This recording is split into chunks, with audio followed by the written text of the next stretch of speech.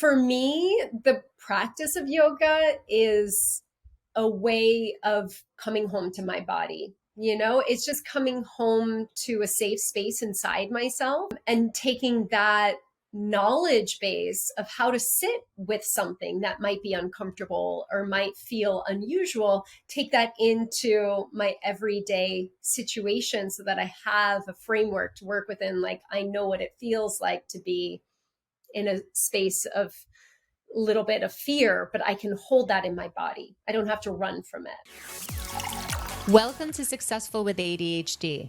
I'm Brooke Schnittman. Let's get started. Hi, everyone. So welcome back to Successful with ADHD. Today, we have Sarah Platt-Finger, who is the director of Shoppa Global and the co-founder of Ishta Yoga. Yep. Thank you. On top of that, she has a newly released book called Living in the Light, which has been co-authored by Dr. Deepak Chopra and is currently one of the top 10 bestsellers on Amazon for the yoga books. That's what an amazing accomplishment. Thank you. Yes. Thank you. Yes.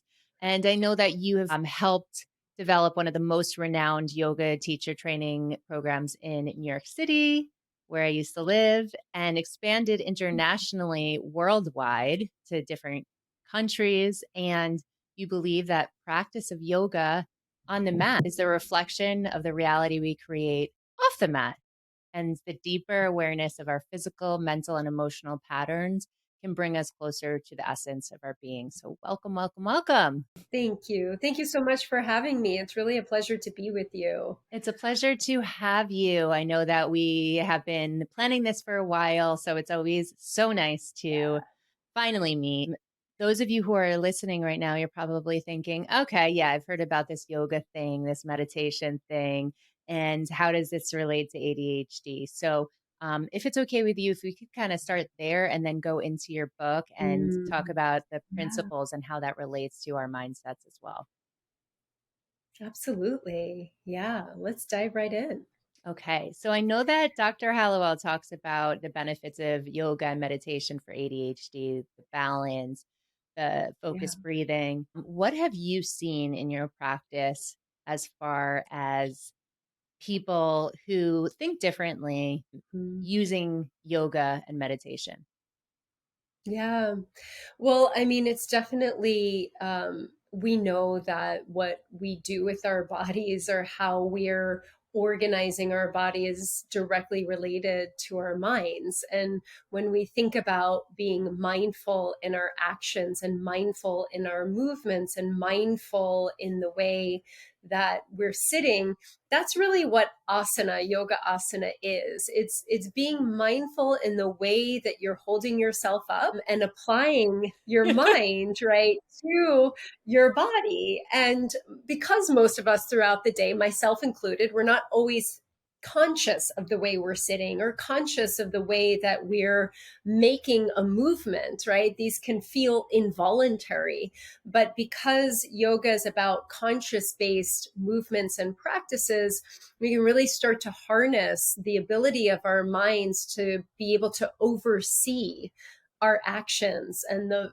certain functions of our body. It's really something that ancient yogis were able to manage and operate. Our body temperature, our heart rate, how we breathe. These are all seemingly involuntary functions that through the practice of yoga, we start to make a little bit more voluntary or manageable. Yeah.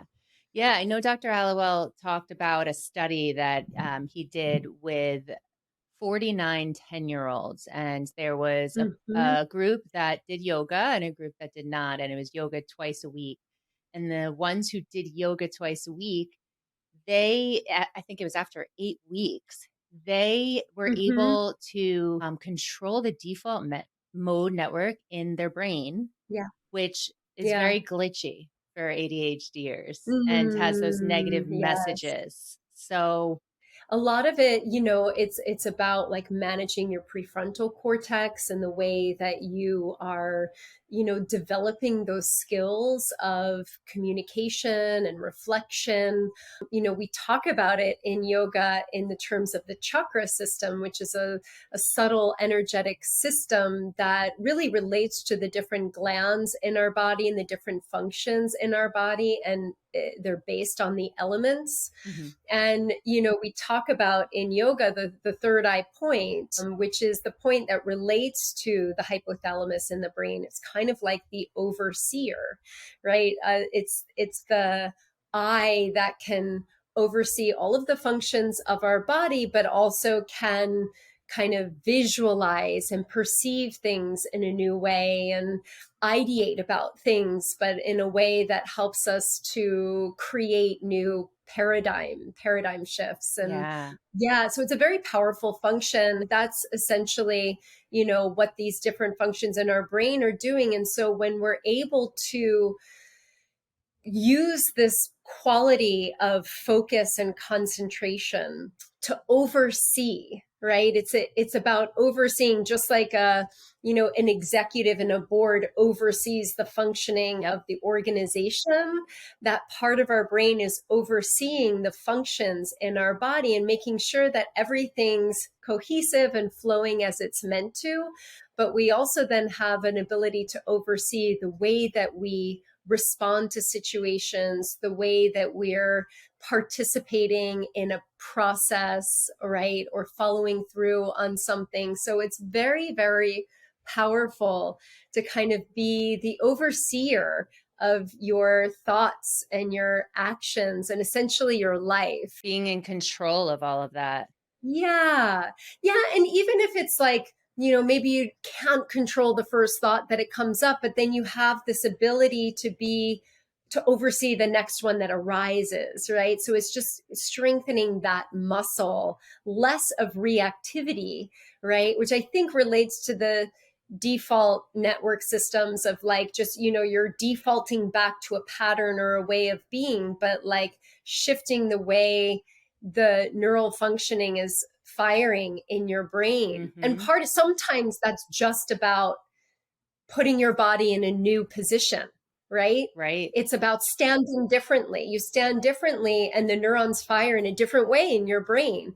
It doesn't even necessarily mean having to, change all of these patterns all at once, but it's about being open to it. Totally. I remember one of my friends who is a yoga instructor. She used to pressure me. She's like, "You got to do yoga." I said, "I don't want to do yoga. I like Yeah. hard workouts. And that, Hmm. what's yoga going to do for me? It's not burning the same type of calories and it's not strengthening." And boy, was I wrong. Yeah, because you're using, if hopefully if you're really kind of approaching the practice in a holistic way, it's like you're accessing muscles that maybe you're not used to using. Mm-hmm. Or it's to me, the power of yoga is all about exploring the territory, that unexplored territory in your mind, in your consciousness, that has sort of been in the darkness, whether that's through a yoga pose or a meditation or a breath technique or a mudra, a hand gesture. All of this is just ways for us to light up new neural pathways in our brain so we experience ourselves in the world in a new way. Absolutely. The neural pathways are very often blocked for individuals with ADHD. The Yeah. synapses in our brain are not connecting like neurotypicals, and having that balanced movement, the coordination, the focused Mm. breathing, the deep belly breaths, all of those movements and breathing, they're all impacting our ability to focus and think Yeah. differently and be able to emotionally regulate in a different way than we Mm. do Mhm. typically. And so often when Yeah. people come to coaching, they're like, "I want the tools to help me be productive, organized. Where are the worksheets?" Yeah. Bring it on. Bring it on. Bring it on. Yep. Sign me up. Yeah, exactly. And if they don't have a calm nervous system, then I don't care what type of tools I give you, then nothing's going to work. Yeah, it's so interesting because, we think that we often have this idea of focus and concentration as being something that we have to effort through. Like it involves effort to focus and concentrate. But actually, if you look back at the teachings of yoga, one of the limbs of yoga of concentration is called dharana, and it's a relaxed focus, right? It means like you have to calm your nervous system and relax in order to be able to focus and Mm, concentrate. And so it's a little bit of a misunderstanding of what it means to relax. It doesn't mean to necessarily check out, right? It means that we can fully absorb our senses into this experience that we're having. Yeah. absolutely. So it's Because very powerful.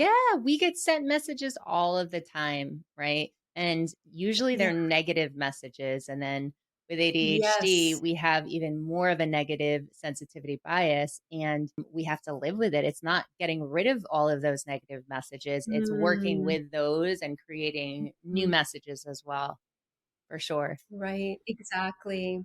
So tell me, you co-authored Living in the Light with Dr. Deepak Chopra. Tell me about that because I was going through the principles and they were so like they hit the nail on the Mm. head for all people, but especially for individuals with ADHD. What was the inspiration for it? First of all, I'm so happy that you had that experience and that you felt that it was so applicable because that's really these wisdom teachings from Patanjali about 2,500 years ago or so that have been kind of passed down are meant to be very universal. It's not meant for a certain population or a certain body type or a certain background. It's like if you have a human nervous system, this Right. applies to you, right? Like it's that relevant.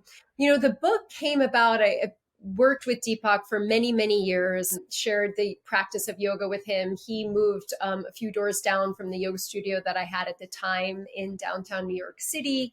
So we worked very closely together on harnessing and fine tuning his practice, his asana practice. That's really what I worked closely with him Hmm. is on the yoga poses, but not about the mastery of them, but in a way that was very integrated, that brought in this quality of the mind and breathing and visualization techniques.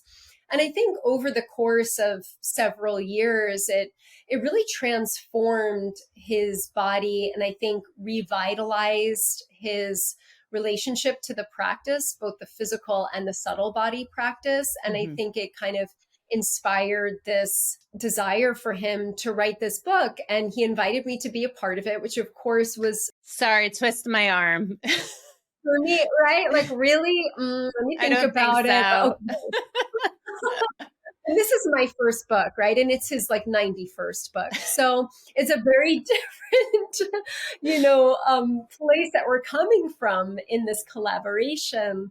But we really wanted to share yoga as a full spectrum. I often use the analogy of yoga is like this a rainbow, right? A spectrum of color, and each one of those colors is like the limb that we talk about, the limbs of yoga, and there's 8 of them. But we often when we hear about yoga really just thinking about the one limb of the yoga poses, the asana, and it's really just like one color of the rainbow, right? If Hmm. we just focus on green, like we're not getting all of the whole other spectrum of it in. And that's really what the practice of yoga is. It's a whole experience, mind, body, soul, essence that we culminate together and we tap into and we touch on a daily basis so that we can bring that light, right? The light of our essence, of our awareness, of our truth, bring that into every aspect of our living. And hopefully that's how we bring this knowledge and wisdom into our relationships and into our life and into our careers and everything else. But yeah, Yes. that's sort of the basis of it. Well, it's interesting because nothing is black and white, right? And everything is a spectrum. Someone with ADHD, Yeah. what does an ADHDer look like? No, they're not always Right. hyperactive. Yoga is not just Yeah. doing like downward dog. There's so much Yeah. more to Yeah. everything. And once you can see a little bit clearer and you use the principles that are in your book, then you're able to take in a lot more and really feel it using all of your senses like you mentioned. Yeah, and I really hope so. I hope that anybody who reads the book is able to digest it and make it accessible to themselves and wherever they are in their process, even if they've never experienced yoga or class before, if it's brand new to them, but this is how universal it is. I think the practice of yoga wasn't meant to be as kind of secular as it has become, in modern days. It's just the way that the conditioned mind works. We have a label, we have a class, and it sort of everything has to fit within a certain neat box or category. But to your point, for me, the practice of yoga is a way of coming home to my body. It's just coming home to a safe space inside myself and welcoming the whole range of feelings that come with Hmm. experiencing a yoga posture and taking that knowledge base of how to sit with something that might be uncomfortable or might feel unusual, take that into my everyday situation so that I have a framework to work within. Like, I know what it feels like to be in a space of a little bit of fear, but I can hold that in my body. I don't have to run from it. Yeah. So if someone's starting off and they haven't done yoga consistently or persistently in the past, Mm. Hmm. how long does it take to reap the benefits? I honestly, Brooke, I feel like it's instantaneous. If you can just like stand differently. If I were to say, like, if you're sitting, if you just like put your feet down on the floor and adjust your seat a little bit so you feel like you're sitting on your sitting bones and not slouching back onto your tailbone, and you start to use your abdominal muscles to hold up your spine, and you relax your shoulders, and you just relax your jaw, and you feel your head and your neck easeful here, like automatically, right? I'm about to And fall then take asleep. a breath. Right. Maybe We we shouldn't forget go to too breathe. far. Yeah. But yeah, can you like add a full breath into that?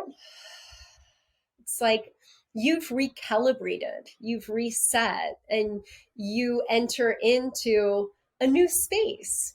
You're now in a new moment, right? Where you can experience yourself and the world in a little bit of a different way. That doesn't take much, right? It's just we just changed the way we were sitting and experiencing our bodies. And that's really profound, to me. I think we sometimes set the bar really high with whether it's our yoga practice or any other kind of modality we're starting. It's like, okay, we gotta do it every day, an hour a day. And for me, it's like after a couple decades of teaching this practice, it can be so subtle and it can be so simple. It's really about coming back to it on the daily, Mm, like daily having this relationship with your body and hopefully your breath, which brings us into a relationship to something more subtle. yes. And having a relationship with that is so much more helpful than saying, yeah, I have to do it this way. Because Yeah. with ADHD, we have all or nothing mindsets very often. And a lot of us Mm. binge eat and we have restrictions Hmm. and, what we should be eating, what we shouldn't be eating, should. And we should ourselves way too much. Yes, And I exactly. love how you just say, there's no amount of time you reap the benefits right away. And it's just noticing throughout the day. And it could be proactive, it could be Yeah, reactive, right? exactly. And I think anyone who's gone through any kind of mental disability or mental health issue and is like, on a path of finding, reclaiming peace Yeah. inside of themselves, like I know in my own struggles, like it really just comes from that space of like just radical self-compassion. I'm stealing that from Lady Gaga, by the way. I think that was her. I think I she's like her. coined We'll that take it. radical self-compassion. It's like we put so much expectation on ourselves and as a result on each other for where we think we need to be. And if we can just like soften a little bit and really feel that softening in the yoga, right? In our bodies, it's like soften your shoulders, soften your jaw, Oh, even relaxing your joints, like your fingers and your elbows. Like there are certain things that when you soften in your joints, it actually simulates being back in the womb, right? It simulates this feeling of being in water and it relaxes us. So, just kind of coming back to, I do this for myself every day because I need that reminder every day. It's not that you just do it once and you're like, I'm good. cured. It's, I it's got a the tool. it's a practice. Yeah, like anything, we just practice it every day and give ourselves like the grace to be like,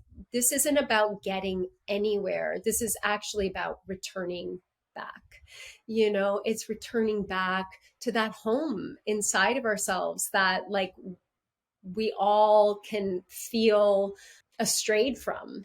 Yeah. And you mentioned the womb and getting back to our home, Maslow's hierarchy of needs, right? Like treat yourself like a baby. Mm-hmm. I have a Mm. 15-month-old, she naps, she Oh, eats well, she sleeps well, she feels amazing. love, she feels safety and security, I hope, I think.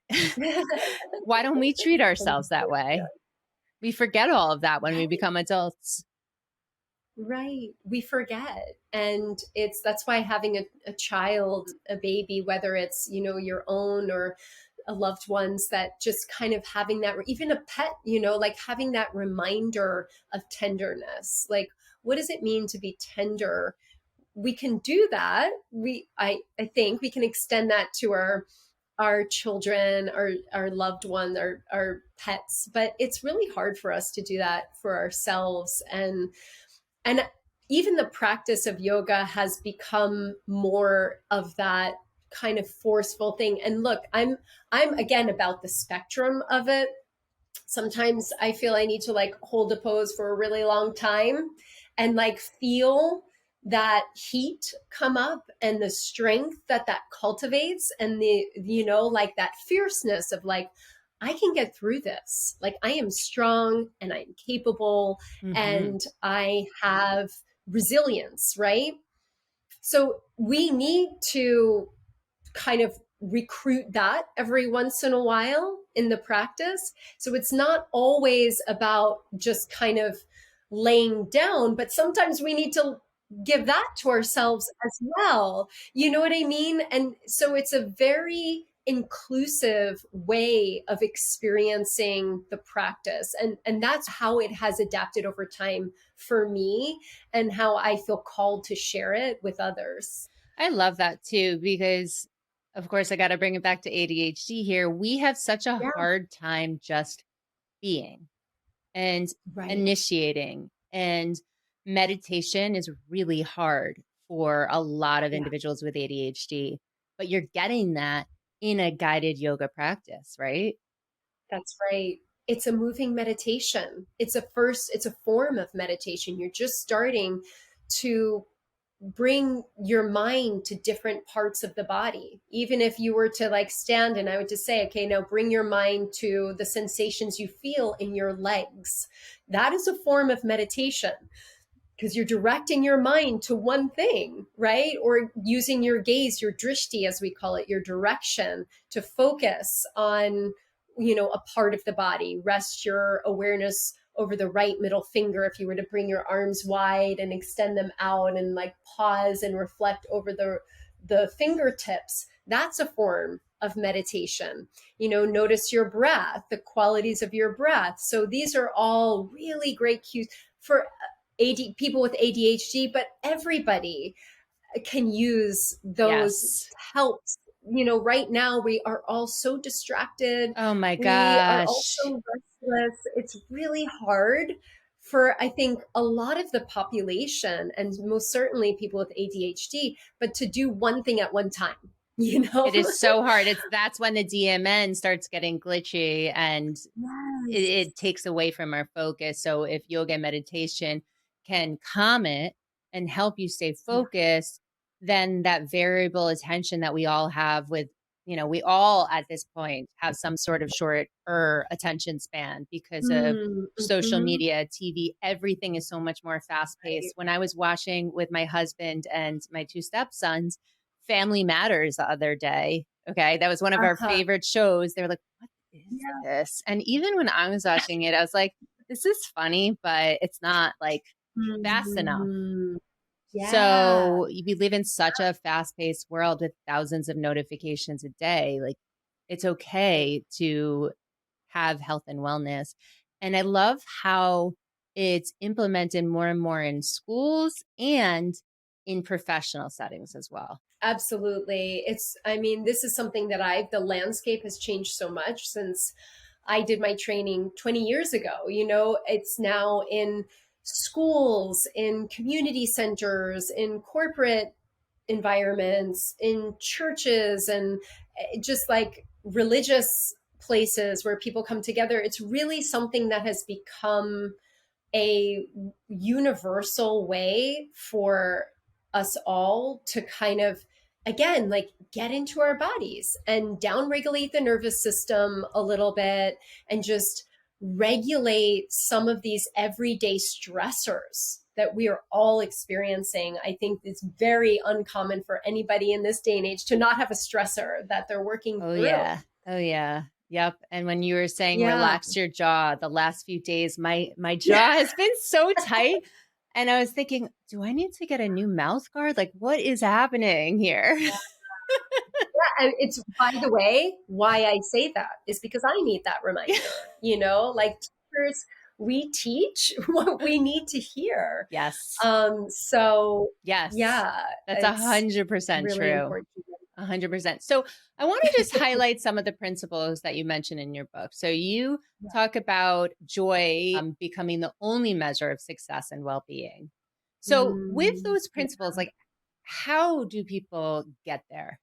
one of my friends and colleagues, she said, the path to joy is joy. You know, it's like we can't look to find joy somewhere else outside of us. It's something we just cultivate in this moment in what we're doing.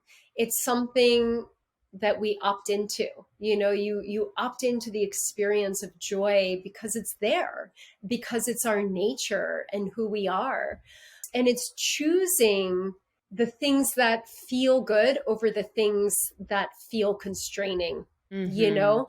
And that's not to say that we don't effort through our days. We have our responsibilities and our obligations, and we have to pay our bills and take care You of mean we have ourselves to and do each other. taxes? That's the one. And I don't know yet if we can feel joy doing our taxes. We got to work on that. And But like laundry? like taking a joyful approach in the actions, right? As we go through it, sometimes it means like, okay, I'm going to put, and that to me is self care, by the way. It's like taking maybe the 10 minutes that you need before responding to emails, or like that walk outside for 10 or 15 minutes before sitting down and getting to the task at hand. And certainly Absolutely. for someone with ADHD to like, work through some of that stuff that you need to, if that's what helps you to sit and be still for an extended period of time. And Yes. really, it's about individuating too, like we all have our own process. And we have this sort of operational idea about how we have to get through the day and what the workday has to look like and what the weekend is supposed to look like. And it's really about finding your cadence and your rhythm, and owning that and feeling entitled to that it's like, this is the way I do it, this is the way it works for me. And this is where Deepak's work really comes in around your dharma, your life's purpose, which is a big part of what he teaches. But it's also, Yes. if we look through these principles in living in the light, a lot of it is about being in your truth. It's about having your clear boundaries. It's about not over Committing. indulging, Hmm. yeah, not overcommitting, but also not overindulging in thoughts, emotions, conversations, relationships that are toxic, Yeah. And sometimes that means just like staying in your own lane. Yes. And I think it's so hard for us because we are people pleasers to the core and we want to Mm, feel like everyone yeah. likes us. It's interesting you say this because I had someone reach out to me who I haven't spoken to in 5 years, and she was from my past. And Mm, it was like a dark mm, time in my past. And now she has a mm, child. I have a child. Oh, we should get together. Nope. Right. Setting that mm. boundary that I don't think I could have done 5 years ago, not Right. going through self development and understanding my life purpose and having that Yeah. calmer nervous system. So, do you think Yes. that with age, it gets easier too? Because I had just had a discovery call yesterday with a 20-year-old, and number one, and she reminded me of myself when I was 20. Like the number one Yeah. thing we have is FOMO with social media, with everything. Like she does not have JOMO, the joy of missing out. So, Yes. yes, yet, Look at her right? dance. It's the power of Yes. yet. But I Yeah. almost feel like the older you get, I know you can still challenge yourself with those negative thoughts, but I feel like it's easier because you've experienced so much. I 100% agree. It's life, you can't put a value on life experience. But I also want to say, like, that's why having humility is so important, and like the openness to learn, to choose to see what are the lessons and blessings in every challenging Yes, situation. That's a choice that not every human being wants to take.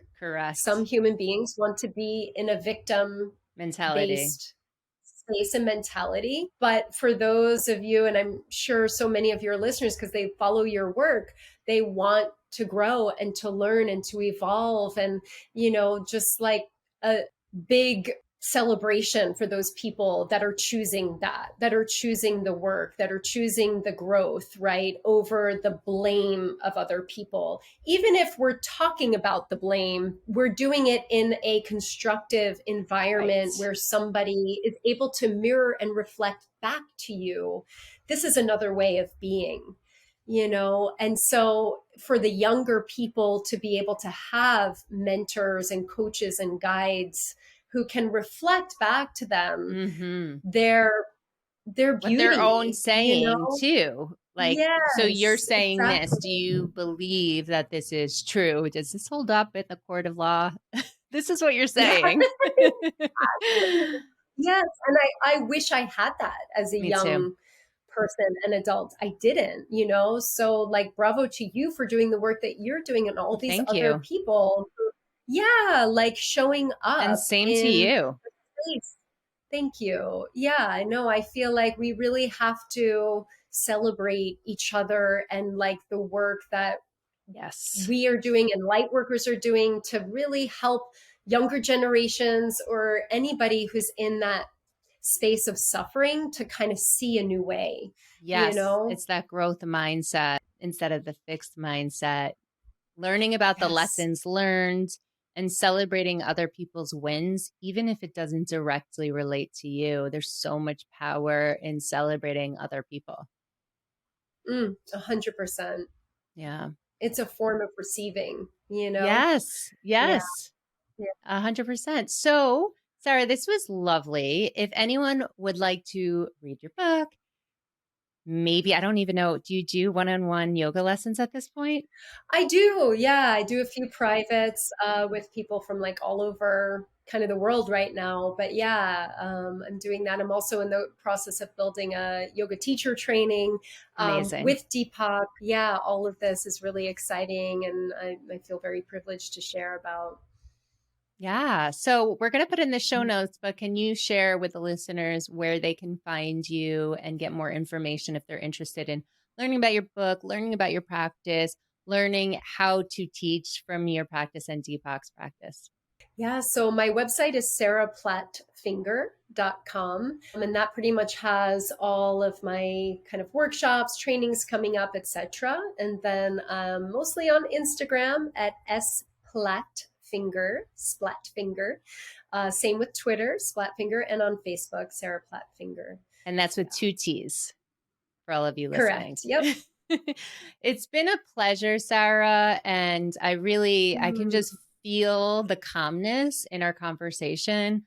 And I know that doesn't happen overnight. It was a lot of work, I'm sure, to get to where you are right now and to share your knowledge and energy with other people. So I appreciate Mm. you carving out that time and indulging in this podcast. Was such a delight and such a pleasure to indulge in it. Truly, I thank you and your kindness and your generosity as well. Thanks for listening to this episode of Successful with ADHD. I hope it helped you on your journey. And if you need any additional support for you or a loved one with ADHD, feel free to reach out to us at coachingwithbrooke.com and all social media platforms at Coaching with Brooke. And remember, it's Brooke with an E. Thanks again for listening. See you next time.